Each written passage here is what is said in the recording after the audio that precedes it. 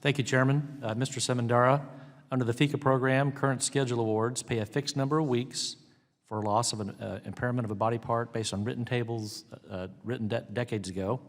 How should Congress update the scheduled framework so the awards track contemporary medical impairment guides and labor market-related realities? Yes, in fact, it's the current schedule basically goes back to 1966. Has not been substantially changed since then. Since that time, for example, the American Medical Association Guides to the Evaluation of Permanent Impairment is now on its 6th published edition with now annual digital updates, meaning if you consider that, and that is a guide used throughout workers' compensation, including in the FICA program, they're updating that multiple times now, annually updating it, and yet the schedule awards have not been updated since 1966.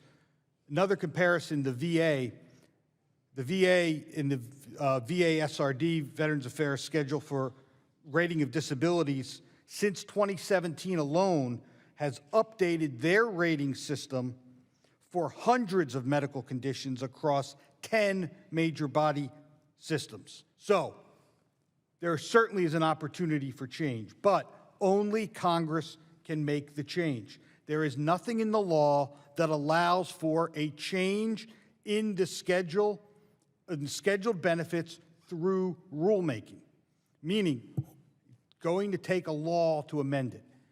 If a goal is to increase flexibility going forward, then one thing certainly to consider is allowing for changes to be made through rulemaking rather through Congress. That is, for example, how the VA changes its schedule of rating disabilities. That's also how other compensation programs utilize that as well. But there certainly is an opportunity for change. It hasn't been changed since 1966, but only Congress can make that change. Thank you. Mr. Santos, interagency communication and coordination are integral to the operation of the FICA program.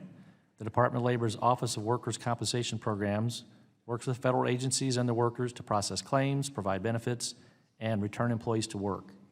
Which aspects of interagency communication and coordination are working well, and which ones are not?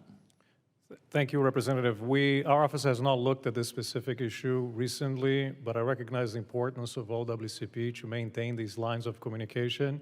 It assists both the claimant in receiving the benefits that they're entitled to, as well as the agencies, right, in communicating directly with OWCP. This has been brought to my attention previously, and I understand that OWCP is also aware of limitations that they have in communicating with the agencies. We have tried to facilitate that access on the part of OIGs by facilitating access to data, to documents, to information. My understanding is also that OWCP has put in place a protocol, I believe in 2017, to facilitate this communication between OIGs who may be investigating claimant fraud and OWCP so they can more readily receive the information. But we recognize that this is an area where OWCP can make improvements.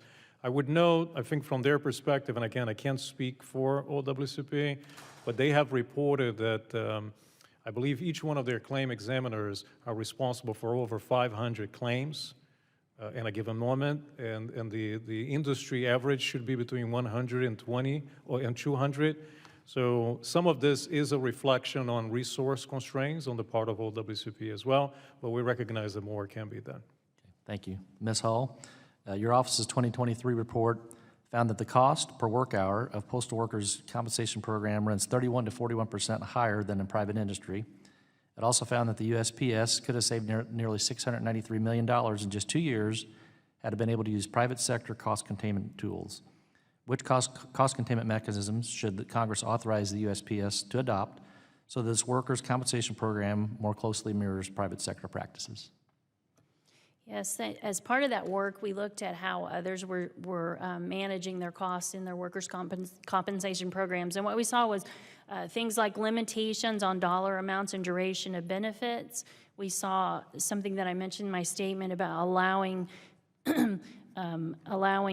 settlements to reduce the ongoing costs, buyouts and settlements to help reduce the costs. We also looked at the use of employer-selected physicians versus employee-selected physicians. So those are three of the areas that we saw were common in private sector and in state workers' compensation programs that the FICA does not have.